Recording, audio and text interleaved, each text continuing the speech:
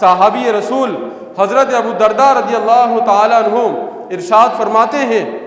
کن عالمن، اے شخص یا تو عالم بن جا، او متعلمن،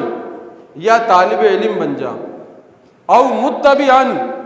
یا عالم کی پیروی کرنے والا بن جا، او محبن،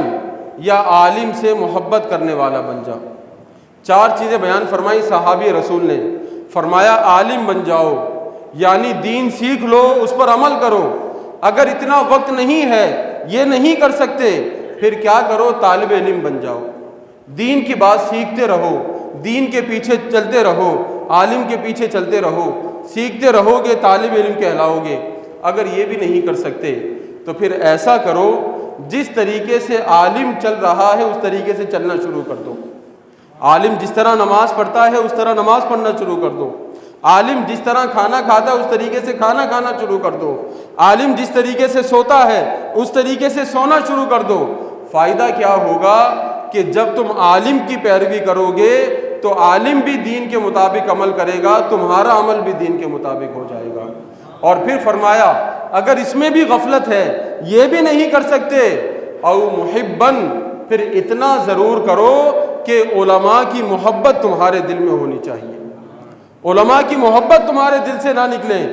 اور پھر حضرت ابو الدرداء نے ارشاد فرمایا ولا تکن خامسن، یاد رکھو ان 4 کے علاوہ 5ویں مت بننا۔ مطلب یہ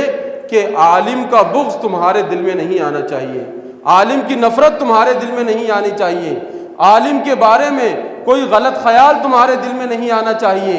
اگر عالم کے بارے میں کوئی بغض دل میں آ گیا، نفرت دل میں آ گئی، عالم کے بارے میں کوئی ذرا سی گستاخی دل میں آ گئی، تو علماء کا اس بات پر اتفاق ہے، فتاوے بھرے پڑے ہیں، بڑی بڑی کتابوں میں یہ مسئلہ موجود ہے کہ اگر کسی عالم کو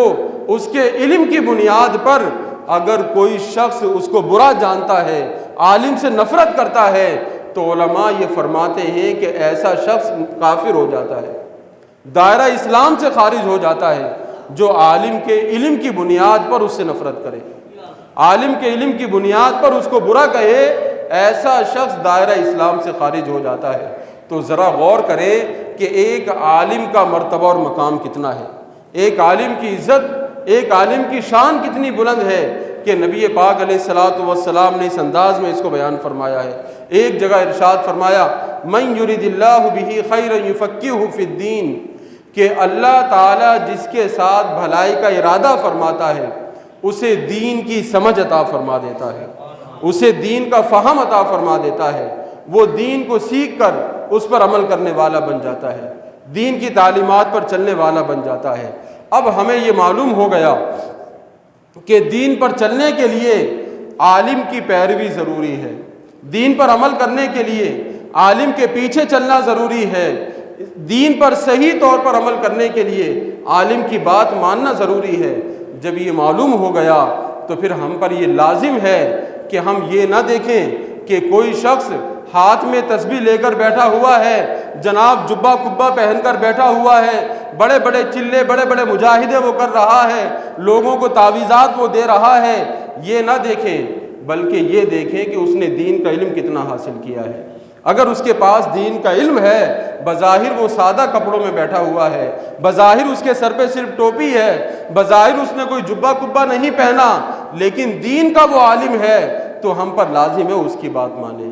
اور جس کے پاس دین کا علم نہیں، ہم اس کی بات ماننے کے لیے ہرگز تیار نہ ہو، اس نے کتنا ہی عمدہ اپنا حلیہ بنا رکھا ہو، وہ کیسا ہی بہترین لباس پہن کر بیٹھا ہو، ہمیں یہ اجازت نہیں۔ میں نے آپ کو مثال دے دی شروع میں کہ ایک شخص بہترین قسم کا ہاسپٹل بنا کر بیٹھ جائے، جدید مشینری اس میں لا کر رکھ دے، اس کے پاس میڈیکل کا سرٹیفکیٹ نہ ہو، MBBS کی سند اس کے پاس نہ ہو، تو کوئی اس کے پاس علاج کرانے کے لیے نہیں جائے گا۔ کوئی یہ نہیں دیکھے گا کہ جناب اس نے کروڑوں روپے کی مشینری لگا رکھی ہے، اس نے کروڑوں روپے کا ہاسپٹل بنا رکھا ہے۔ پہلا سوال ہوگا اس کی تعلیم کتنی ہے، MBBS کیا ہوا ہے، سرجن ہے یا نہیں ہے۔ آج کل تو ہم دنیا کے معاملے میں اتنی احتیاط کرتے ہیں، لیکن جب بات دین کی آتی ہے تو کوئی نہیں کہتا کہ میں فلاں عالم کے پیچھے چلتا ہوں، میں فلاں عالم کی پیروی کرتا ہوں۔ بس جناب جس سے ہمیں چار آنے کا فائدہ ہو جائے، دنیا کا کوئی فائدہ ہمیں مل جائے،